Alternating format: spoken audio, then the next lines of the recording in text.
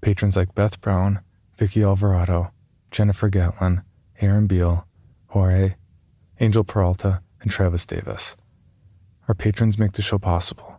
To see how you can support the podcast and get rewards, please visit patreon.com/creepypod.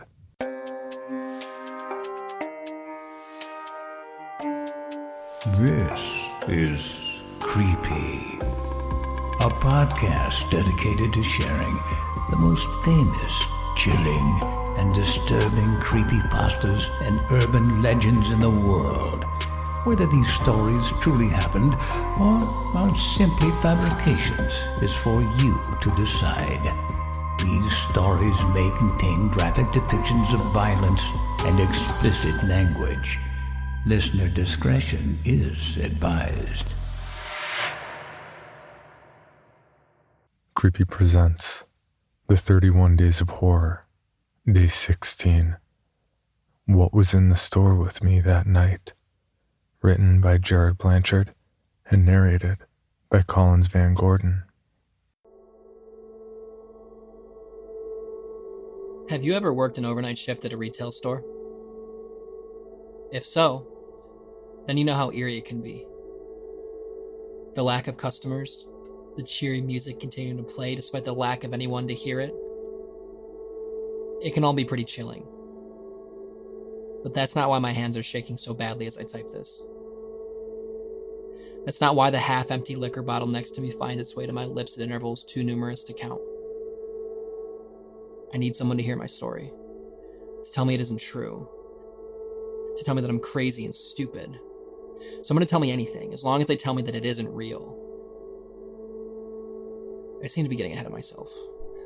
Booze tends to do that to me. Allow me to start from the beginning. My name is Daniel, and I work for a rather large, upscale craft store. My title isn't necessarily important, but let's just say I make a fair amount of cash for a fair amount of work. A few weeks ago, the upper management did what they typically do this time of year. They allowed workers to volunteer for third shift, or overnight shift, as it's called. This helps to keep the place tidier and more well-stocked during the rough holidays that battered the store and the staff during business hours. Me, being a night owl, I signed up immediately, of course.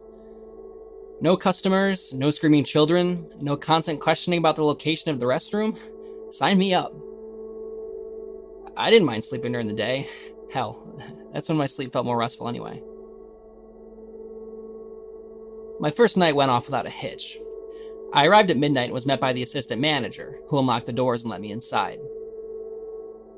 Steve was a nice guy, the kind of manager who you felt you could have a beer with after work. We talked, laughed at how customers, despite the close sign, still made their way to the front door at 1 a.m., inquiring if we were open. I was stationed in the back of the store, in the temporary Christmas decor location, working out roll after roll of wrapping paper and humming to myself. Earlier in the night, Steve had turned down the master volume on the in-store music, plunging the building into an unnatural silence. The humming alleviated this slightly. Steve was elsewhere, doing his manager stuff in the cash office, I assumed. My pricing gun clicked in the rapid succession as I tagged endless rolls of paper, some red, some green. It was then that I heard it. It started off low, like it was coming from the other side of the store. I knew immediately what it was. A squeaky shopping cart wheel.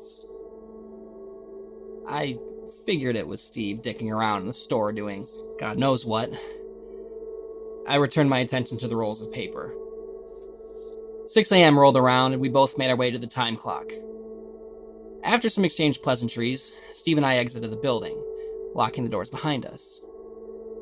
My drive home was foggy, the sleepless night throwing my internal clock off balance. As soon as I entered my apartment, I flung myself onto my couch and fell into a dreamless slumber.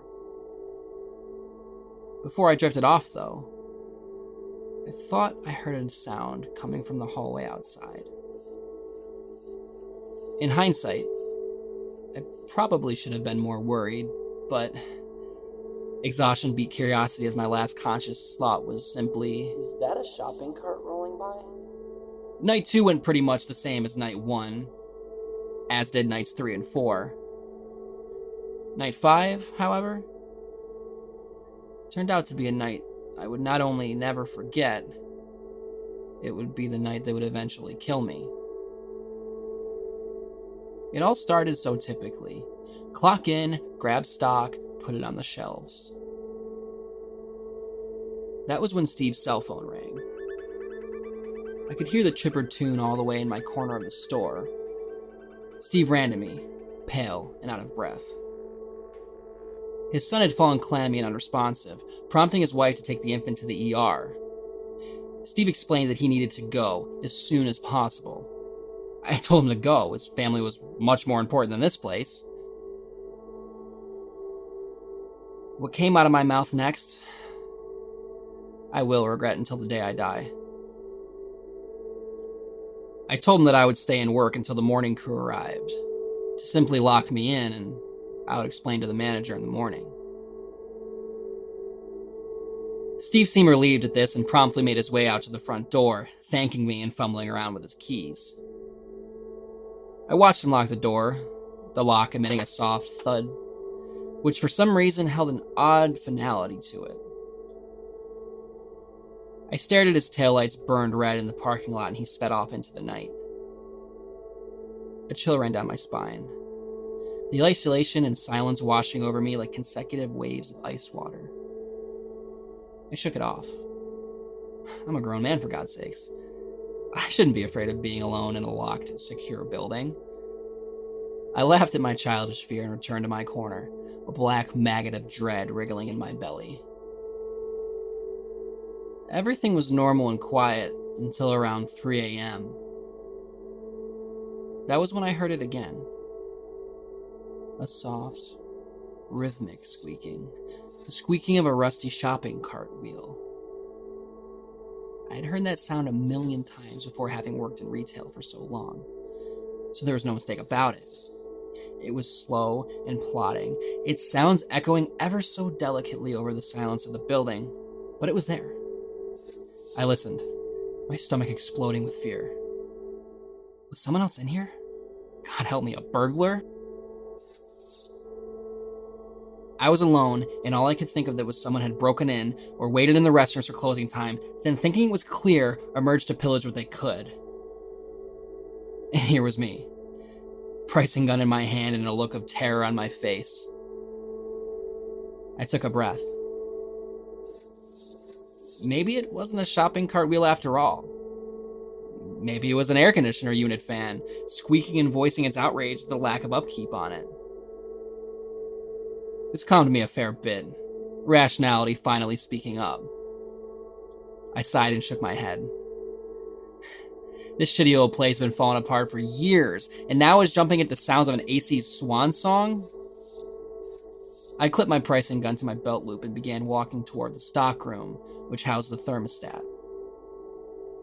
All the while, the squeaking had grown distant, like it had moved. I tried not to think about it. Upon reaching the thermostat, my stomach grew cold. The AC wasn't on.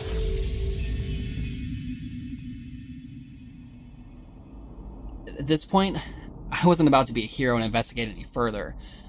I turned around and walked briskly toward the front of the store, the squeaking growing louder as I approached the double doors.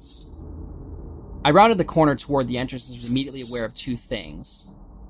The fact that the squeaking had stopped, and the fact that a shadowy figure stood at the opposite side of the doors, leaning against a shopping cart. First, I couldn't move. Could it be Steve? The thought comforted me as I sprinted to the front door waving and smiling. That is, until I drew close enough to make out who was just standing on the other side of the glass. It was a man. Or had been at one time. His skin was the color of blood and rust, and it was draped over his skeletal form, hanging and sagging in various spots. His lanky body was peppered with cuts and gashes which had been crudely sewn up with what looked like copper wire. Maggots and yellow fluid oozed from the openings. He was completely nude, but there were no genitals to speak of. They were simply not there. His skin moved and writhed, as if something underneath were struggling to escape. His hands clung to the shopping cart before him, apparently not by choice. Barbed wire surrounded his clenched hands, anchoring them to the cross handlebar of the cart, which itself was corroded and rusted. More barbed wire crisscrossed the mesh of the cart, creating a pattern of pure anguish and pain. His face... oh, God. His face was the worst part by far. His mouth looked as if the skin of his cheeks and oral area had been cut off by a scalpel, peeled away, revealing rotten black gums and teeth.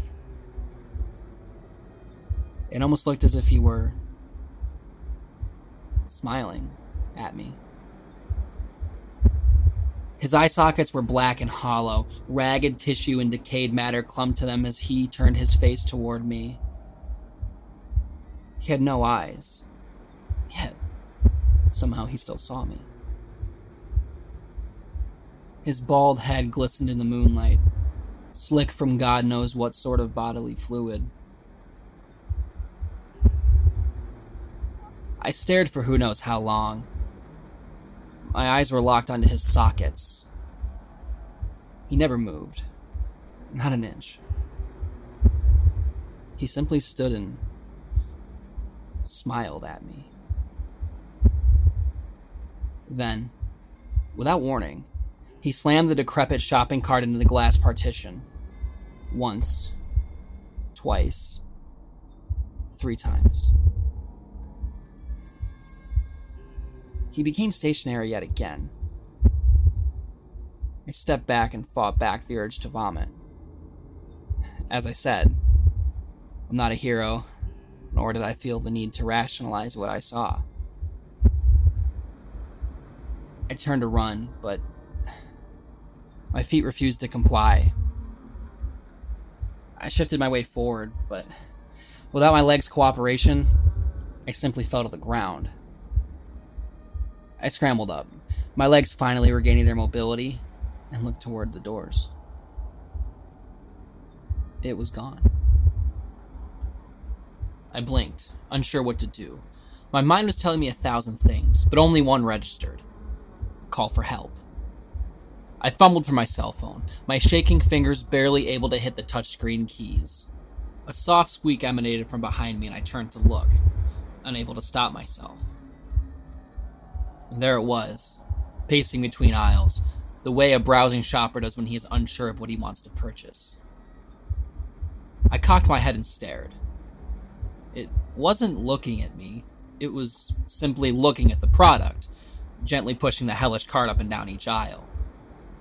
It stopped occasionally to stare at a particularly interesting item, stopped still, then continued its slow journey. This confused me. I watched it for who knows how long, and even silently followed it around, unable to look away from the being before me. The squeaking of the wheels grew louder and louder with every push until it completely filled the empty store, grinding and squealing like an old machine in need of oil. I was vaguely aware of the phone in my hand as I let it fall to my side. My grip loosened, and before I could stop myself, I let the phone tumble from my fingers. It clattered to the floor next to me, the sound almost inaudible over the squeaking. To me, anyway. Instantly, the creature snapped its gaze toward me and the squeaking stopped. Thick silence hung in the air as we once again stared at one another. Then, the unthinkable happened. Its head began to spasm, rapidly back and forth, flinging fluid and maggots onto the shelves surrounding it. As quickly as it started, however, it froze again, locking its eye sockets onto me. It started to move toward me, slowly at first, but gathering momentum. I turned to run, only now realizing that I'd followed it to the middle of the store. And I could hear it, squeaking and squalling as I tried my hardest to outpace it. It was barreling toward me now. I could hear it gaining on me at an alarming rate. I turned my head and looked back. It had stopped and was staring at an item on the shelf next to it. Once again, still as a statue. I continued running, my feet carrying me ever closer to the front doors. I turned to catch one last glimpse of it, only to discover that it was staring at me once again, its empty eye sockets gazing straight through me. I turned my head forward just in time to see a body appear before me.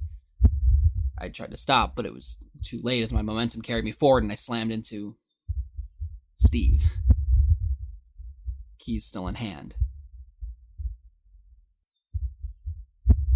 We both fell to the ground, Steve cursing and inquiring somehow at the same time. I didn't explain, I just darted out of the still open front doors and jumped into my car. I drove like a maniac until I reached my apartment and locked myself inside. That was 6 days ago. I still hear it. The squeaking. I hear it outside of my apartment, pacing the hallway back and forth. It never stops. It never changes. It just gets louder. What did I see? What was that thing? And why did it want me? It doesn't matter now, I guess. I am going to die in here. I'm very sure of that. I can't bring myself to open my front door or even look out the window. I know he'll be there, staring at me with those hollow sockets and grinning at me with his death grin. The squeaking has stopped now. It's been replaced by a pounding noise. I know what it is. I've heard it before. 1, 2, 3 times. It's the sound of a shopping cart slamming against a door. My door.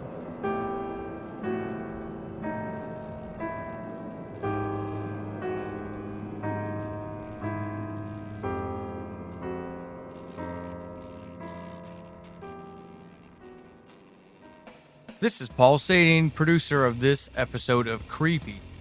I have a new horror anthology out just in time for the holidays.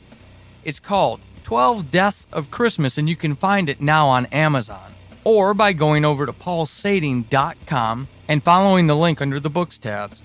I also do podcasts, so be sure to check out either or all Subject Found, Who Killed Julie, and Diary of a Madman. Again, paulsading.com to find out about my new book, 12 Deaths of Christmas, available on Amazon. And if you're digging what you're listening to underneath my credits, check out Night Stalker, a perfectly titled band for this time of year. Go over to jamesvanbolt.com/The Night Stalker and check out more of their tunes. Thanks to Night Stalkers for letting us use their song, The Frost Giant's Daughter. For more information, including pictures and videos of the stories told on this podcast, or to suggest stories for future episodes, please visit us at CreepyPod on Twitter, Instagram, and Facebook, or email us at creepypod@gmail.com. All stories told on this podcast can be found at creepypastawikia.com and are protected by a Creative Commons license. Some rights reserved unless otherwise stated.